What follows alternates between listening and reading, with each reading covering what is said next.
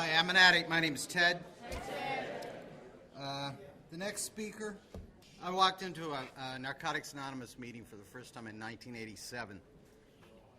And there was this guy standing over there against the wall at the old Shady Group. Everybody was talking to this guy. And I kept going, well, why is everybody talking to this guy? And then I talked to myself and found out. This guy is my sponsor. And he's got some shit for you. Okay, Terry, boring.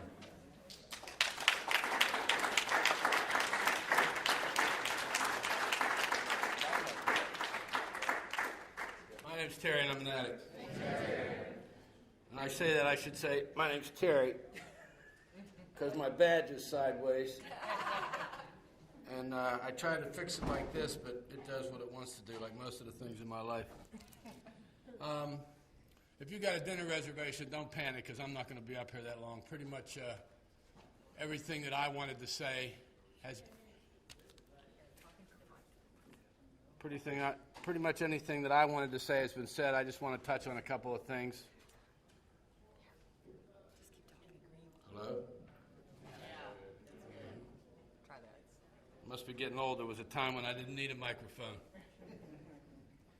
I was extremely honored to be asked to do this, but kind of baffled as to what I was expected to share on, because I was fortunate enough to come into Narcotics Anonymous in a region that was very small but functional, and I just really didn't know how much history I had to offer from a personal standpoint.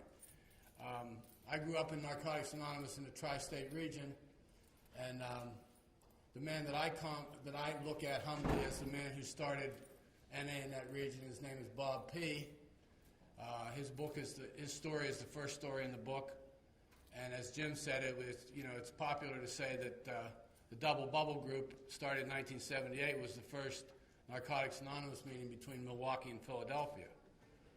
Since then, we've had other people claim to have had groups predisposing that, but one thing's for sure, the Double Bubble is the meeting that grew into several regions and probably 1,000 meetings in the last 26 years, I guess it is. But the more I thought about it and the more people asked me about it, I guess that since I was asked to come and I was taught not to say no, I'm not coming, even though I really don't like doing this, I do make it a point to walk around my home group and grab people that I've never seen before and say, hello, how you doing? Welcome to the Brookline group. Hey, how you doing? Come on, I'm glad to see you. And if I get a conversation with them, I lay my phone number on them. And I think that that's probably the most important thing that I do in recovery. I should say it is the most important thing, but it certainly probably is the most important thing, other than not taking that first one myself. Because if I take the first one, then I really don't have anything to give to somebody else. And I was also honored because I'm a relative baby up here as far as clean time is concerned.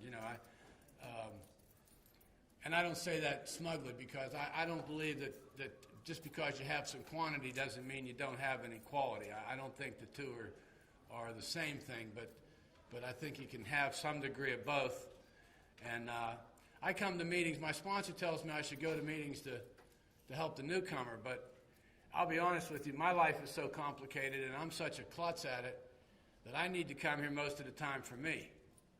And I say that knowing that I can't save my face and my butt at the same time.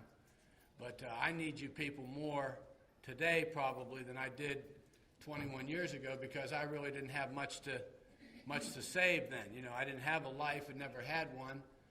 And I didn't know that at the time. I thought I was pretty cool.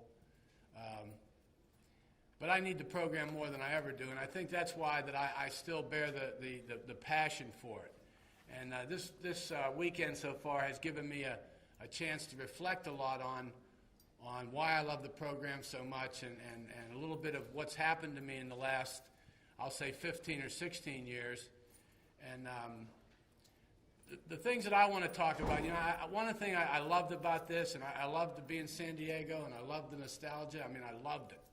I loved it. And after having been here a while, I think that a healthy family, and I believe we're a family, you know, you're my family, a healthy family is able to talk about crises and problems and the things that one of us doesn't like about the other one. See, that never really happened in my family. You know, my father got a resentment against my mother's family before I was born, and I never even knew them. And the beatings and the violence that went on in my house against my mother and I, well, we just didn't, you know, we didn't have to talk about it. I mean, it was right there in your face. But as far as anybody outside the fellowship, outside our family, we didn't have anybody to talk about with that. So when I came into Narcotics Anonymous, I brought that baggage with me. And one of the things my recovery has allowed me to do is to change that in my personal life with my children and my relationships. And I'm not perfect at it by any means. I will never be half of what I would hope to be in that area. But I'm a lot better than could be expected with the background that I had. And I learned that basically from people in this program. And I like to pass that on, or to see that as a growth in this program, that we can talk about things. We're not always standing around rah, rah, rah, yes, we agree.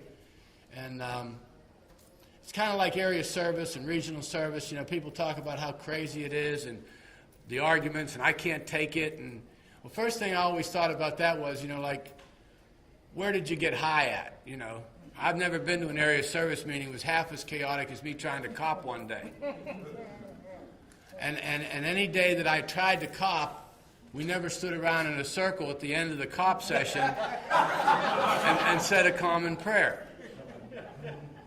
And the fact that 40 or 20 or 5 people like me can stand in a room and discuss business that all of us are invested in, that all of us care about, and there's and I say very few, there's very few fistfights, that's a miracle. And I saw that right away. Not that I never get frustrated in service, not that I never get angry at someone, not that I don't have service resentments that I have to pray about now. But I know intellectually that my goal is to understand that we come together as separate, divergent people with a lot of disagreements. We hash it out, and somehow the thing gets done. And I know how important it is to help the newcomer, and I always will know that. The newcomer is the most important person at any meeting, unless I'm hurting. Then it's me.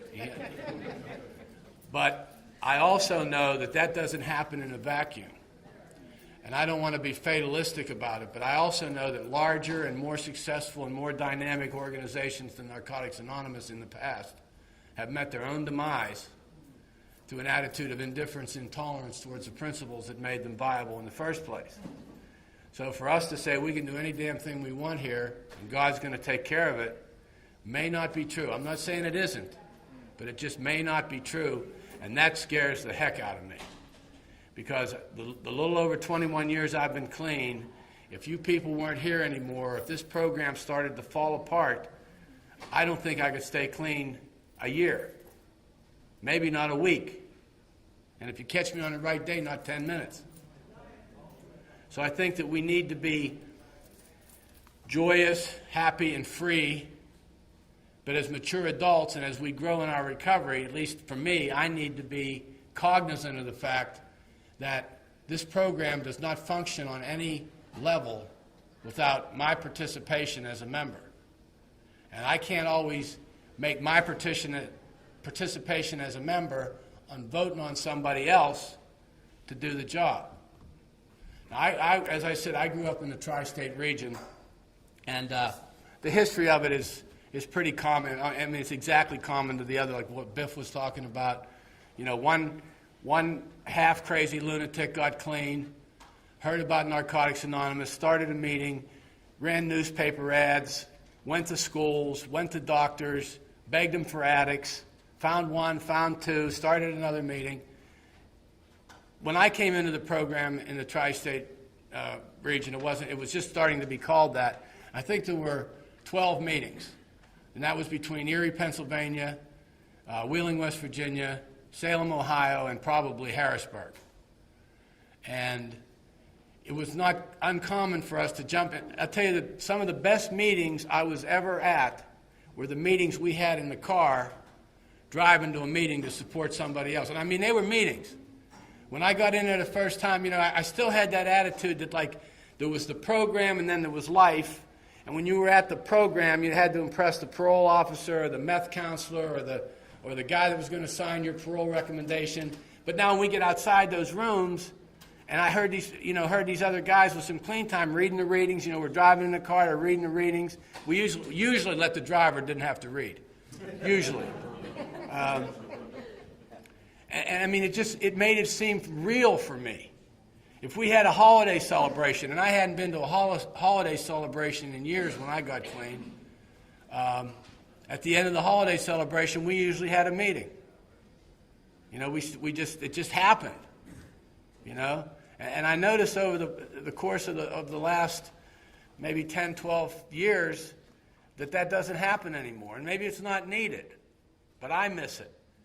And when we had a party for the new millennium, we had a meeting at the end. And I think it was a little strange at first, but people stayed, and it was, it was the first NA meeting in the new millennium, for me. And coming into the program at the time I did, and one of the things that we did, or that other people had to do, was drag people from AA into the program. I mean, the history of Narcotics Anonymous in what we call the tri-state region now, Western Pennsylvania, Northern West Virginia, and Southeastern Ohio, had a lot of interaction with Alcoholics Anonymous. And if I was asked for my vision, or I don't know if it's my vision, because I don't see that well, but my hope would be that some things we don't have to just keep hashing over and over and over again. That there's enough pool of experience, that enough areas in this world have come to have Narcotics Anonymous meetings in them after having Alcoholics Anonymous meetings in them, that we don't have to go through the blow-by-blow problem that we have. We have a set of terminology and a set of literature. They have a set of terminology and a set of literature. Any member is free to go to any meeting he wants to, and any member that goes to that meeting really needs to keep his terminology consistent with that meeting. And I can understand a guy who's been drinking all his life not wanting to sit in a meeting and hear me talk about sticking hypodermic needles in my forehead. In 1955, Bill Wilson wrote a pamphlet, and he told AA members, if you want to help a drug addict, you send him to Narcotics Anonymous. Now, that's the end of it. Do we have to keep rehashing that all over again? If I go to an Alcoholics Anonymous meeting because I'm out of town or because I want to be with someone else, I'm an alcoholic. And if I share it all, I keep it very, very vague. Now, that you may say, now don't get me wrong, if something was happening in my life and I needed help, and I was at that door of that AA meeting, I'd go in and talk about anything. But if I go as a guest, and it's not a life or death situation, and I don't have to go there because there's a million Narcotics Anonymous meetings that I can choose from, and I'd rather be there, I'm going to do what the Romans do. Do we seriously have to keep doing that all over again? I mean, maybe we do. I'm just posing the thought.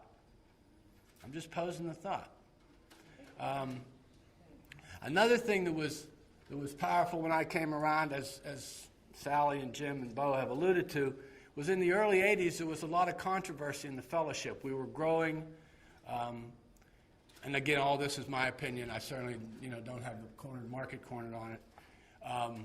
A very strong and new fellowship was springing up outside of California, particularly on the East Coast.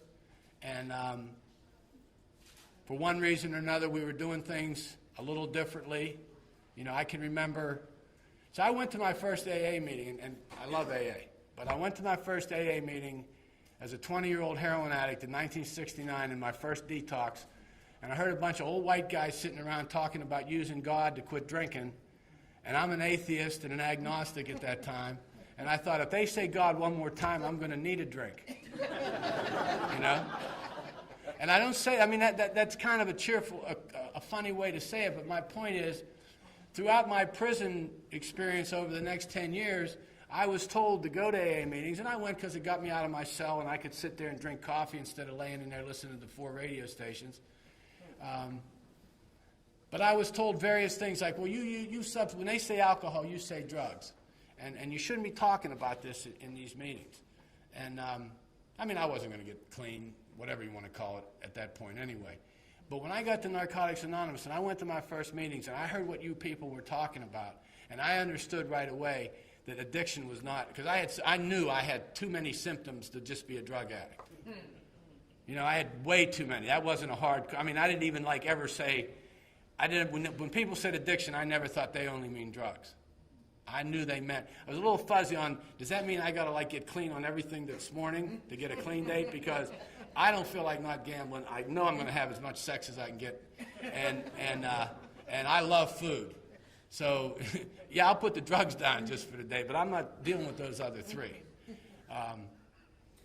But there was a lot of controversy going on, and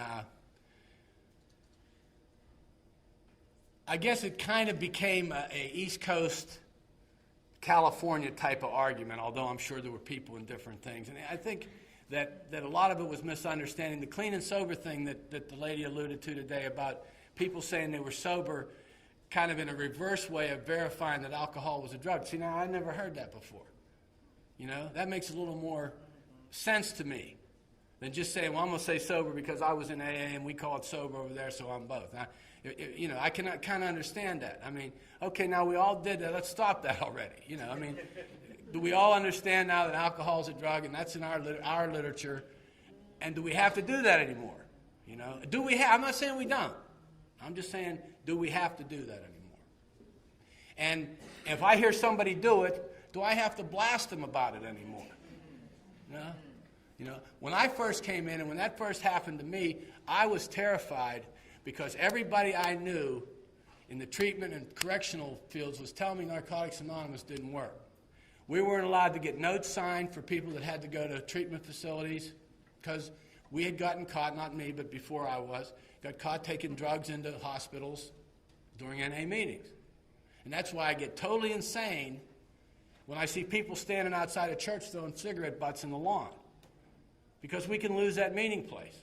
And then that's going to be on that list for at least a year. And how many newcomers are going to come to the door and the meeting's not going to be there because you can't put your cigarette butt in a can? Right. I mean, I just don't understand that, you know? I think that the saddest thing, or the thing that has bothered me the most about the way things are, and Sally was talking, I mean, she gave me goosebumps when she was up here talking about her reaction to seeing how they were cutting and pasting this book and how that's never going to work, and then her revelation that, yes, it did work. And that, see, I'm terrified if it's not done that way, see? Because where I came from, that's the way we did things.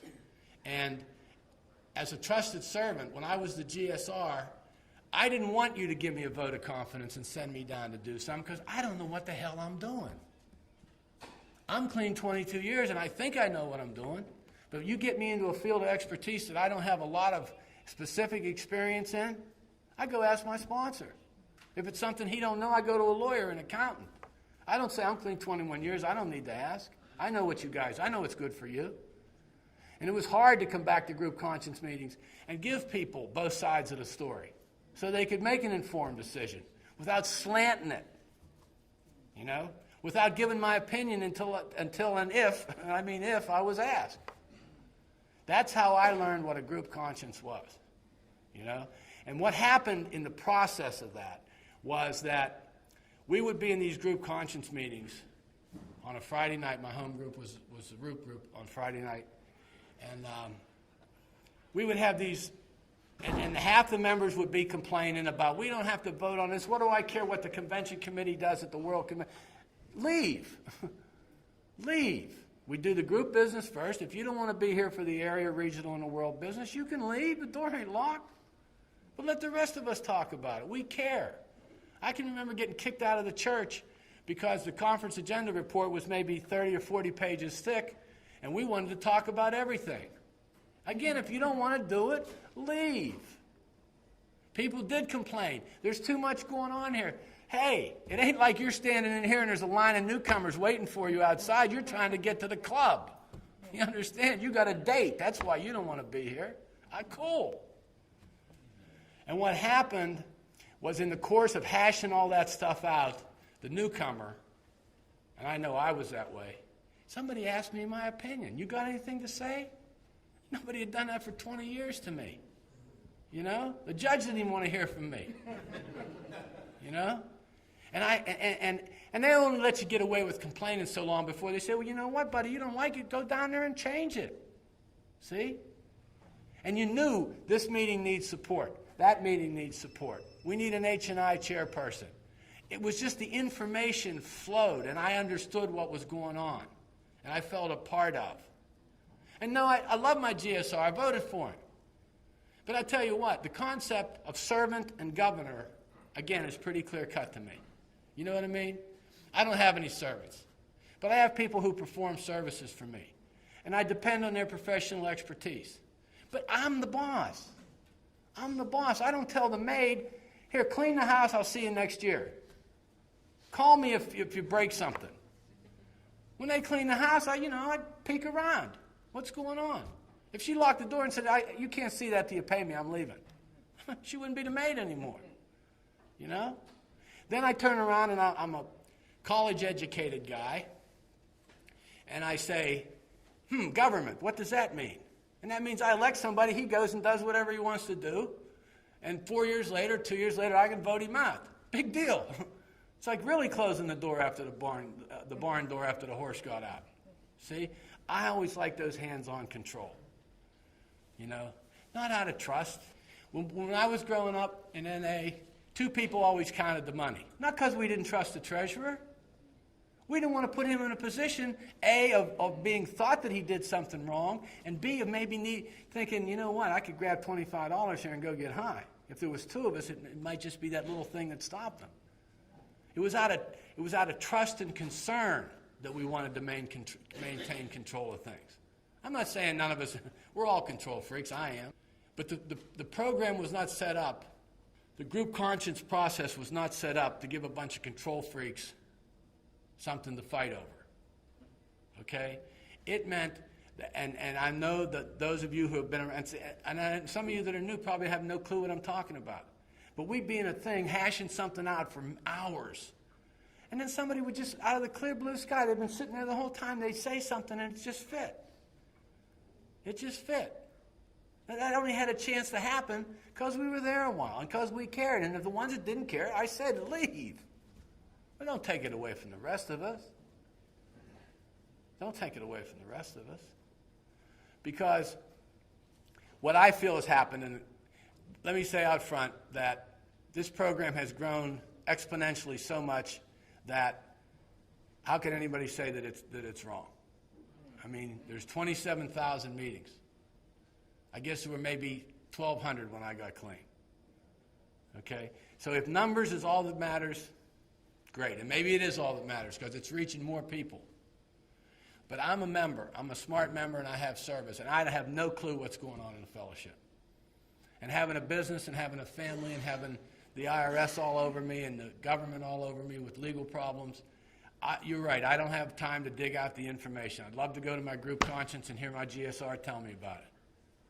But I can't get anybody to be the GSR. When we have a business meeting, they just want to talk about the group. There's nothing comes down from the world. They don't send 30 questions down to be answered anymore. Nobody cares what we think. Nobody cares what we think. I'm not sure that's good. It's not that I don't trust my trusted servants. I just believe they're servants. And they're only capable of having so much trust. They should only want so much trust.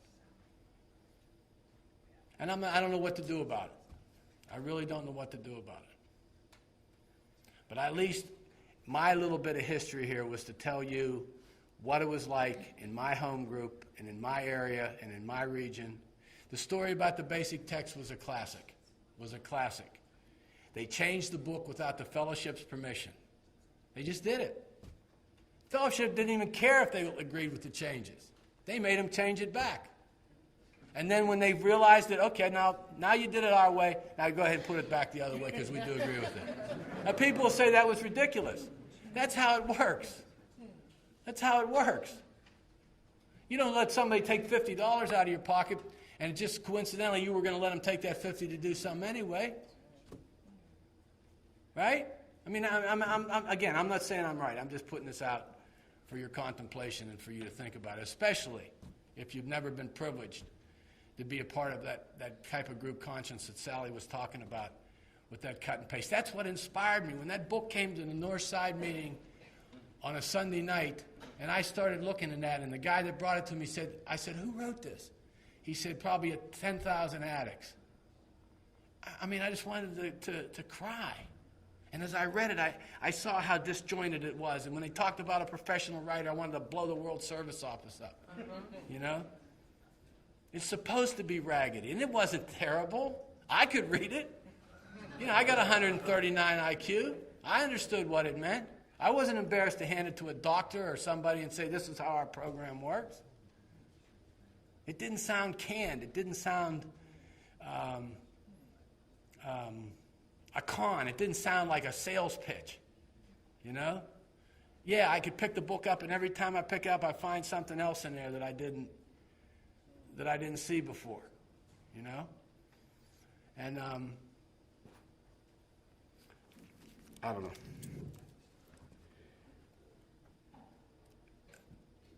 When they were, and the way that I understand the group conscience eroded was we passed a document called the Concepts. Okay, I was on the committee that began to research the service structure, which eventually turned into the 12 Concepts. And it's NA-approved literature. I believe in group conscience, so I can't say it's baloney. I mean, we voted it in. But I just don't agree with the way that document reads. I just don't agree with it.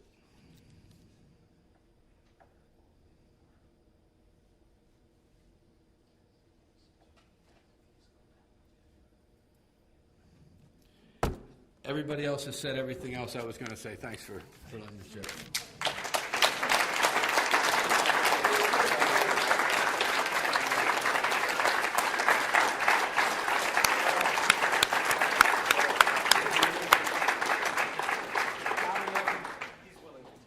Okay. Oh, good. Any questions for Terry?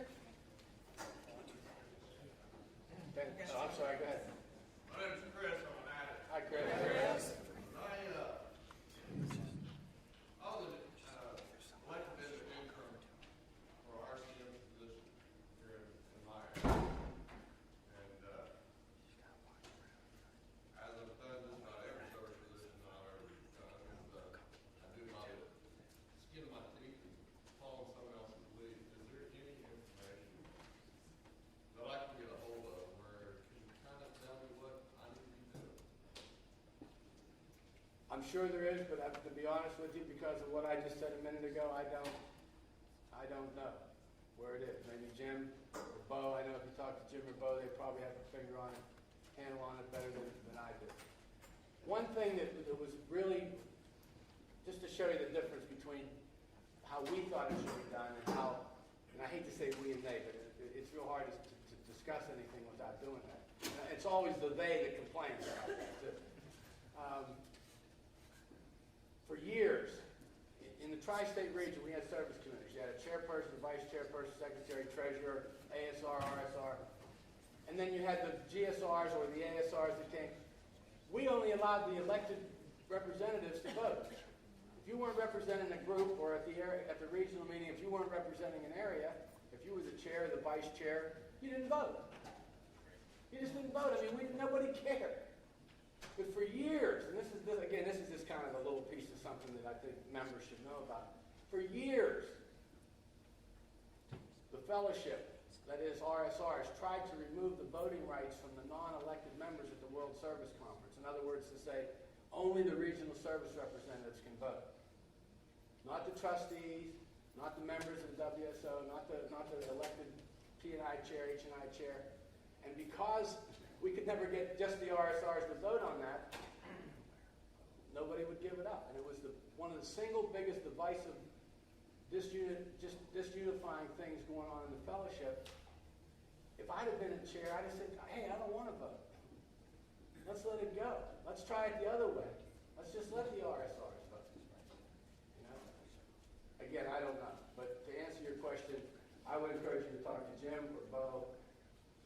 I'm sure that stuff exists, but the flow of information to my home group is so bad, and I take part of the responsibility for that I have no clue. I just found out they call them delegates now. I bet I haven't known that for 6 or 7 months. But I really appreciate your question, and I'll give you my number. If you need help, I'll try to help you find it. Hey, I'm Maddox. My name is Mike. Thank you very much. You really have piqued my interest. And the thing I want to know about is what you said you don't want to talk about, which is the concepts document. I mean, I don't know where other people are, but I just want to know what you don't want to say. Well, it wasn't that I don't want to say it. It's just that I didn't have time to get into it. Okay. I believe that the phrase "trust your trusted servants" is used to authorize more action independent of the individual member than was contemplated than I think the fellowship even thought about when they were voting. Trusting your trusted servant doesn't mean you give them the bank book and the car and your wife and you let him go and then call me, and if I don't like it, I'll get back to you later. It means let me kind of have a little bit of control over it as we go along. Now it came Dan. Hi, Dan. My question is twofold on the 12 concepts. Speak up. I'm sorry. Give him the My mic. my question is twofold. It has to do with the 12 concepts, and it comes to first question is, how long was it deliberated on, and I want to say about 3 or 4 years. and just approximately how many people were involved in coming up with those concepts? Probably in a fellowship 10 times the size of the basic text, the fellowship that wrote the basic text, probably 1%. Of a fellowship 10 times larger, a representative part of the fellowship of 1% smaller than did the basic text. And I can't, one of my resentments was that I was so vociferous in my opposition to that type of thinking that I was asked to leave the committee. So I wasn't there at the end it wasn't even started out to be 12 concepts. We were just supposed to rewrite the service structure, and that evolved into the 12 concepts. And it was felt, and the argument was that the members spent too much time taking care of business to help the newcomer, and that we could start more meetings, and the newcomer and the members should be freer. And I'm telling you the whole, not just my point of view, but what the argument was, pro and con. And that was kind of how the whole thing was greased, and that was the motivation to pass it on down the two. Anybody else? How did you get removed from the committee? Thank you. That's a little Thank you. stickier. In the microphone. How were you removed from the committee? I was called up on a Wednesday and told that to bring something to a meeting on Friday that I was never told about. And I was unable to commit to coming to that meeting because I live in Pennsylvania. The meeting was in California. I had babysitter responsibilities, and part of me was PO'd that I wasn't told. And they said, well, everybody else knows. And I said, yeah, but I'm the only guy in the committee that's only on this committee. Everybody else is on like 3 or 4 committees. So they're out there every week. I mean, you got to understand. I'm a mess up as a businessman. I ain't the greatest husband in the world, but as a trusted servant, my heart, I made very few mistakes as a trusted servant. Only because I was so obsessed with staying clean and feeling like if I violated this sacred ground or whatever you want to call it, I would mess up. I would take on any assignment anywhere, work into the night. And to be kicked off a committee because I couldn't make it to a meeting that I never knew about with some other factors, it just really, and that was one of the things I came to realize, that kind of took me out of service for a long time. I never said, I'm not going to serve no more because I love the program. That was people that did that to me. But it kind of hurt bad enough that I just kind of, like as Biff was saying, you're around, and then when your term is up, you get to stay with the committee you're with. That just never kind of naturally happened for me because I just wasn't there. Anybody else? I appreciate you for staying in your dinner. Thanks.